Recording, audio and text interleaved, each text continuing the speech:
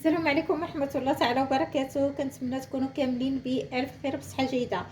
مرحبا بكم معايا في فيديو جديد. اليوم بإذن الله في هذا الفيديو اللي غادي نشارك معكم الناس اللي كيعانيو من الكحة، من سيل الأنف، من الحمى، من الألم المفاصل.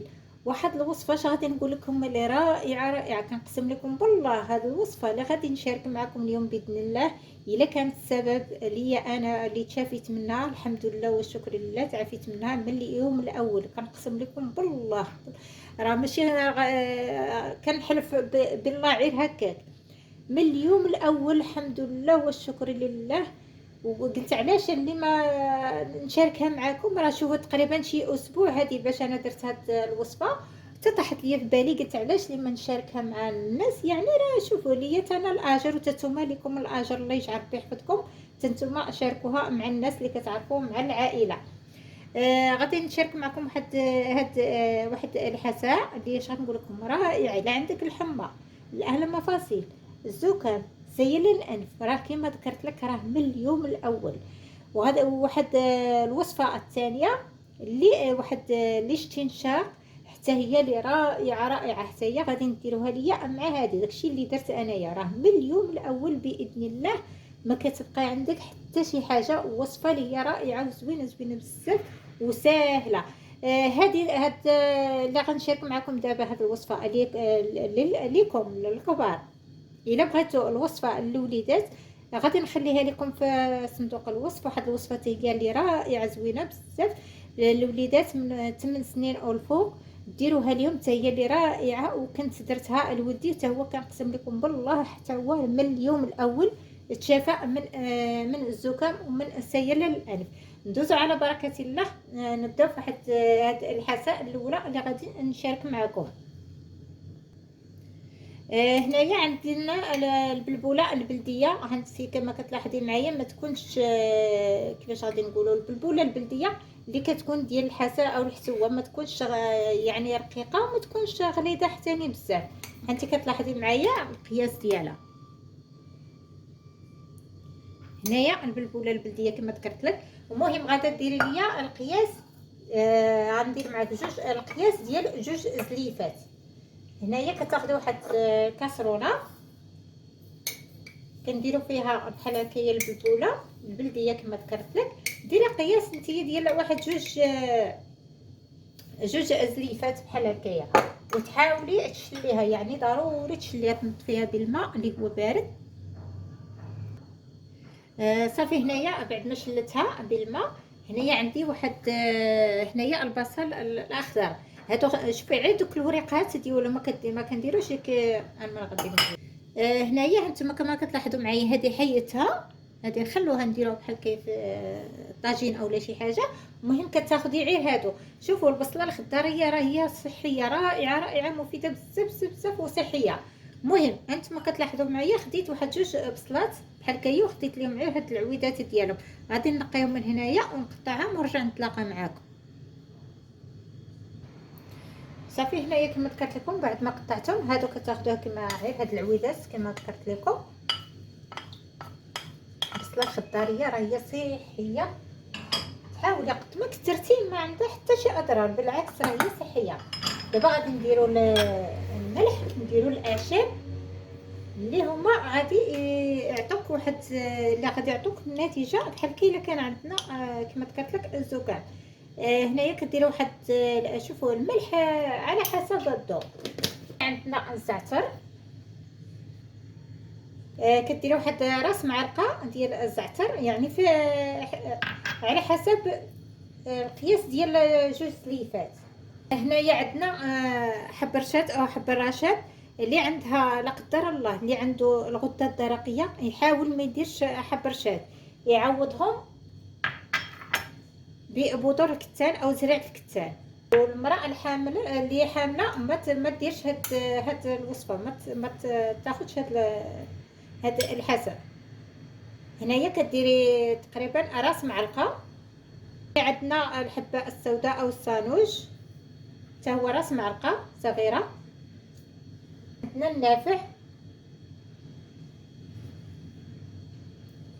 واحد نص معلقه الزيتون تقريبا واحد المعلقه بحال هكا كبيره، تقدري حتى سميتو حتى الاخير، حتى كطيب هاد الحسوبه وتزيدي مازال زيت الزيتون. صافي هنايا معلقه كبيره تقريبا راه تكب ليا منها. صافي كديري الماء الكافي. هنايا كما ذكرت كديري الماء الكافي باش غادا تطيب. صافي تغطي عليها وتخليها اللي حتى كطيب مزيان. حتى كتشوفيها صافي راه هي سميتو طلقات واحد الخيط كما كنقولوا، حتى كطيب مزيان. ورجعوا نتلاقاو دابا غادي ندوزو نوجدوا الوصفه الثانيه اللي ذكرت لكم، هذه ديال الاستنشاق. هذه الوصفه اش غادي نقول لكم راه هي رائعه. بحال واحد من ولادي فين ما كيحس براسو كيقول لي ماما ديري لي الوصفه ديال الجميله، هو سماها الوصفه ديال الجميله. وبالفعل كنقسم لكم بالله راه ملي كيديرها الحمد لله في اليوم الاول ما كيتبقاش عنده داك السيل الانف ولا بحال هكا شقيقه او شي حاجه، داك صداع الراس او نزله البرد. راه الحمد لله والشكر لله ما كتبقاش عنده سيل الانف. اما الا كانت الكحه بحال الوليدات كما ذكرت لكم في الفيديو اللي غادي نخلي لكم في صندوق الوصف، ديروها اليوم. راه هي زوينه بزاف كما ذكرت لكم الوليدات. الوليدات هذيك الوصفه اللي غنخلي لكم في صندوق الوصف شوفوا مفيده للوليدات ومفيده لكم حتى نتوما الكبار. هنايا كناخذوا واحد الكاسرونه كديري فيها الورقات ديال الكاريتوس. هاد الورقات ديال الكاريتوس اش غادي نقول لكم راه هي رائعين. هاد الوصفه شوفوا مفيده لسيل الانف.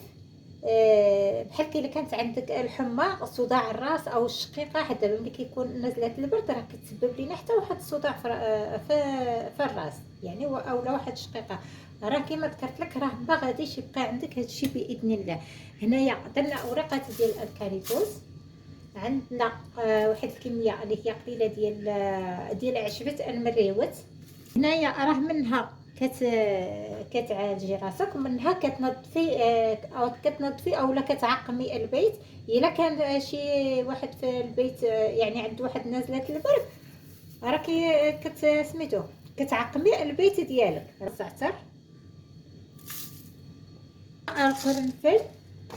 القرنفل اللي رائع حتى هو مفيد للتعقيم سيل الانف. بحال كاين عندنا انسداد في الانف. هنا عندنا واحد تقريبا كديروا واحد راس معلقه ديال. عندنا هنايا الياسين او كليل الجبل.